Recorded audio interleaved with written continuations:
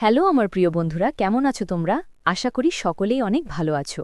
তো বন্ধুরা, আজ আবারও তোমাদের জন্য নিয়ে আসলাম দারুণ একটি গল্প, যা শুনলে তোমরা সকলেই অবাক হয়ে যাবে। তো চলুন শুরু করি।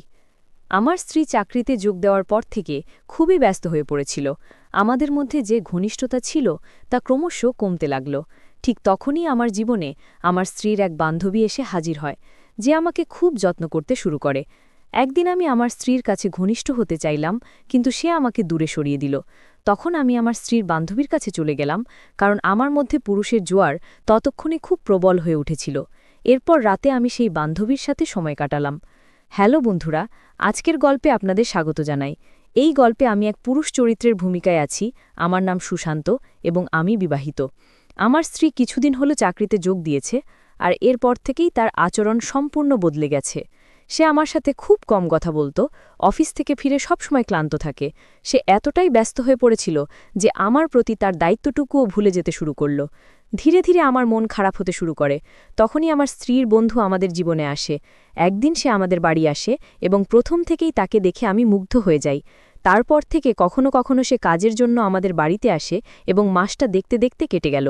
সেই দিন আমার স্ত্রী তার চাকরির 1 মাস পূর্ণ করল এবং বন্ধুবান্ধবদের নিয়ে একটি পার্টি দিল। সে আমাকে কিছুই জানায়নি, বরং তার বন্ধুর মুখেই আমি এই খবর পাই। আমি অবাক হয়ে পার্টিতে উপস্থিত হই। সেখানে আমাকে দেখে আমার স্ত্রী হতভম্ব হয়ে যায়। পার্টিতে তার অনেক বন্ধু উপস্থিত ছিল, কিন্তু সে কাউকেই আমার সাথে পরিচয় করিয়ে দিল না। এরপরও আমি কিছু মনে করিনি, কারণ আমি জানি যে সে খুবই ব্যস্ত। পার্টির সময় আমি লক্ষ্য করলাম তার বসকে আমার সামনেই জড়িয়ে ধরল। আমি সাধারণত খোলামেলা মানসিকতার মানুষ, তাই এই বিষয়ে আমি বেশি মনোযোগ দিলাম না। রাতের দিকে বাড়ি ফিরে আমি কিছুক্ষণ বাইরে ছিলাম। ফিরে এসে দেখি আমার স্ত্রী বিছানায় শুয়ে ফোন দেখছে। আমি তাকে বললাম, আজকের পার্টির ছবি আমাকে দেখাও, কিন্তু সে ফোন লক করে শুয়ে পড়ল।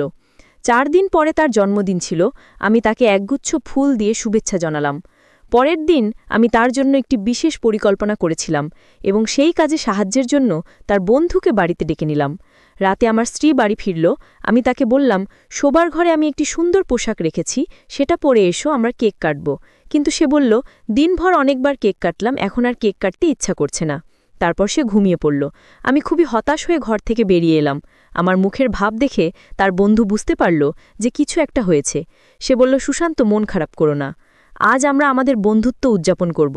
তারপর সে কেক কাটতে নিয়ে গেল। আমি তখনও কিছু বুঝতে পারিনি। কেক কাটার সময় সে আমার সাথে একটু মজা করছিল, আর আমি মনের ভুলে তার কাছে গিয়ে তাকে একটু বেশি কাছাকাছি টেনে নিলাম।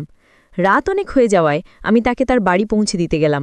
সে বলল, সুশান্ত, আমি মনে করি না যে তোমার স্ত্রী তোমার জন্য সঠিক। তুমি কেন তার পিছনে সময় নষ্ট করছো? আমি তার কথায় কোনো প্রতিক্রিয়া দিলাম না, বরং বাড়ি ফিরে গেলাম। বাড়িতে ফিরে দেখি আমার স্ত্রী পানি খেতে উঠেছে। আমি তার পিছনে পিছনে গেলাম এবং তার জন্মদিনের উপহার দিলাম। আমি তার জন্য একটি সোনার লকেট এবং চেইন কিনেছিলাম। আমি নিজে তার গলায় সেটা পরিয়ে দিলাম, কিন্তু সে আমাকে নিচ থেকে দূরে সরিয়ে দিল। সে বলল, আমি খুব ক্লান্ত, পরে কখনো সময় দেব। আমার হতাশা বাড়তে লাগল, কারণ সে আমাকে আমার অধিকার দিচ্ছিল না। আমি তার কাছে বললাম, কিছুদিনের জন্য ছুটি নাও, আমি নিজেও ছুটি নিচ্ছি। আমি তোমার সাথে সময় কাটাতে চাই। কিন্তু সে আমাকে বলল, আমি ছুটি নিতে পারবো না, অফিসে অনেক কাজ জমে আছে। দেখতে দেখতে 2 মাস কেটে গেল, আর সেই মাসের 1ম তারিখে ছিল আমার জন্মদিন। আমার আশা ছিল যে সে কিছু একটা বিশেষ পরিকল্পনা করবে, কিন্তু সকালে এক তার আগমন ঘটে। সে ফুলের তোড়া নিয়ে হাজির হয়। আমার স্ত্রী তখনও ঘুমাচ্ছিল। তার বন্ধু আগে আমাকে জন্মদিনের শুভেচ্ছা জানায়। আমি তাকে জিজ্ঞেস করলাম, তুমি কিভাবে জানলে আজ আমার জন্মদিন? নিশ্চয়ই তোমার বন্ধু জানিয়েছে। সেই দিন আমার জন্মদিন ছিল, কিন্তু সকাল থেকে সানায়ার কাছ থেকে কোনো শুভেচ্ছা পাইনি। এদিকে দুপুর 3টায় আমাকে ফোন করে তার বাসায় ডাকল। আমি ভাবলাম, নিশ্চয়ই সানা আমার জন্য কোনো বিশেষ পরিকল্পনা করেছে এবং একতার মাধ্যমে আমাকে তার বাসায় আমন্ত্রণ জানিয়েছে। ছুটি নিয়ে বাসায় ফিরে গেলাম। একতার বাসায় পৌঁছানোর পর দেখি সে সম্পূর্ণ প্রস্তুত হয়ে আমার সামনে দাঁড়িয়ে আছে। ছোট পোশাকে সে ছিল অপূর্ব সুন্দরী। আমার সামনে পৌঁছাতেই তার দিকে রজনীগন্ধার পাপড়ি ছিটানো হলো। আমি অবাক হলেও খুব খুশি হলাম। বাসার ভেতরে ঢুকে বুঝলাম এসব সানায়ের কাজ নয়, বরং একতারই পরিকল্পনা।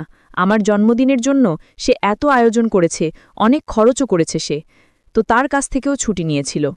আমার জন্য নিজ হাতে নানারকম খাবারও তৈরি করেছিল।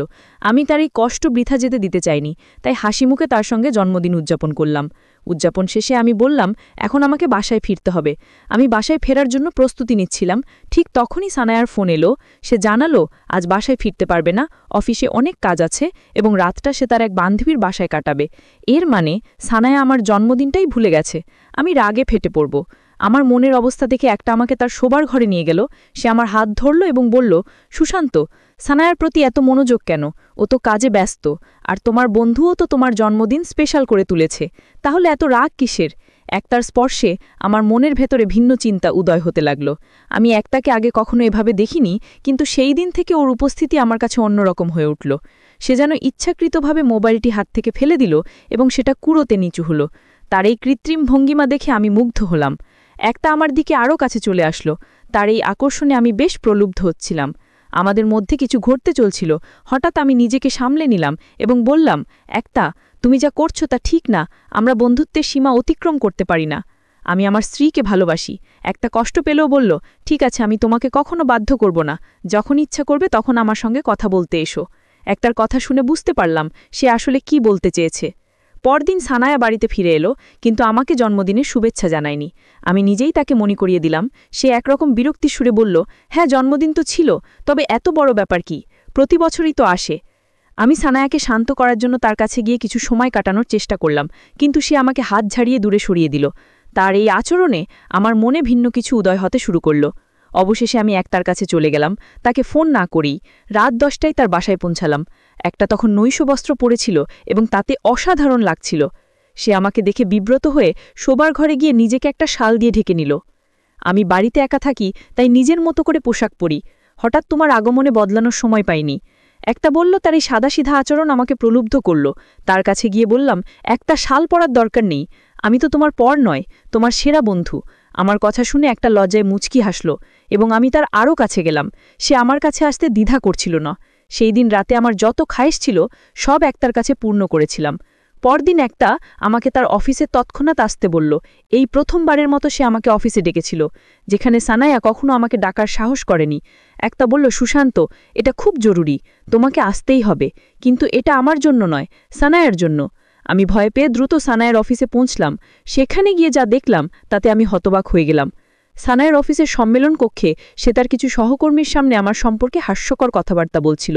সানায়া বলছিল, আমার স্বামী আমার পায়ের জুতার তলা, তার আমার সামনে কোনো মূল্য নেই, কারণ সে আমার চেয়ে কম আয় করে। আমি তখন চুপ থাকতে পারলাম না। বললাম, সানায়া, আমাদের বিয়ের সময় তুমি 10ম শ্রেণীও পাশ করনি। আমার 3 লক্ষ টাকার স্যালারি থেকেই তোমার মাস্টার্স ডিগ্রির খরচ বহন করেছি। এভাবেই তুমি আজকের এই চাকরিতে পৌঁছেছ। তুমি আমাকে এতটা ছোট করে দেখো, আর সেই জন্যই হয়তো তোমার আমার কাছ থেকে দূরে থাকার এই আচরণ। ঠিক আছে, আজ থেকে তুমি আমার কাছে মুক্ত। তোমার মতো একজনের সাথে থাকবার কোনো প্রয়োজন নেই, আর আজ আমি তোমাকে আমাদের সম্পর্ক থেকে মুক্তি দিচ্ছি। কিছুদিন ধরে আমি তোমাকে একটা সুখবর দিতে চেয়েছিলাম, কিন্তু এখন মনে হয় না যে তা বলা উচিত। সানায়ার বিস্মিত মুখ দেখে বললাম, শুনে রাখো, 1 মাস আগে আমার পদোন্নতি হয়েছে, কিন্তু আজ থেকে সেটা আমার জীবনে কোনো গুরুত্ব আর নেই। আমার পদোন্নতি নিয়ে জানার পর সোনা একেবারে স্তম্ভিত হয়ে গেল। আমি এখন ম্যানেজার পদে এবং আমার বেতন 30,000 টাকা থেকে বেড়ে 1 লক্ষ টাকা হয়েছে, অর্থাৎ পুরো 70,000 টাকা বেড়েছে। শুধু তাই নয়, কোম্পানি আমাকে থাকার জন্য একটি বিলাসবহুল ফ্ল্যাটও দিয়েছে। কিন্তু দুর্ভাগ্যবশত সোনা, এই সব কিছুর অধিকারিণী তুমি নও। এখন থেকে একতার সবকিছুর মালিক হবে। এই খবর শুনে সানায়া আমার পায়ের কাছে পড়ে ক্ষমা চাইতে লাগল। সে বলল, সুশান্ত, আমি তোমার স্ত্রী, তাই তোমার সমস্ত অধিকার আমার ওপরই থাকবে। একটা আমাদের মাঝে আসতে পারে না। সানায়া বরাবরই টাকার পিছনে ছুটত, কিন্তু একটা ছিল মানুষের মূল্য বোঝার পক্ষে। আমি তখন সানায়াকে বলেছিলাম, তুমি তোমার কাজ এবং টাকার মাঝে ডুবে থাকো। একটার ভালোবাসার প্রস্তাব আমাকে আগেই দিয়েছিল। একটা সানায়ার আসল রূপ আগেই দেখে ফেলেছিল, তাই সবসময় আমাকে সানায়ার থেকে দূরে থাকতে বলতো। সানায়ার মতো কিছু মহিলারা যখন টাকা কামাতে শুরু করে তখন তাদের স্বামীকে অবহেলা করতে শুরু করে। এমন মহিলাদের সময় তো সঠিক শিক্ষা দেওয়া উচিত। কিছুদিনের মধ্যেই আমি সানায়াকে তালাক দিলাম এবং একটাকে বিয়ে করলাম।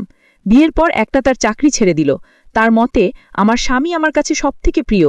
যদি আমি তাকে পর্যাপ্ত সময় না দিতে পারি, তবে চাকরি বা টাকা আমার কোনো কাজে আসবে না। বন্ধুরা, আজকের গল্পটি এখানেই শেষ করছি। ভালো থাকবেন সবাই।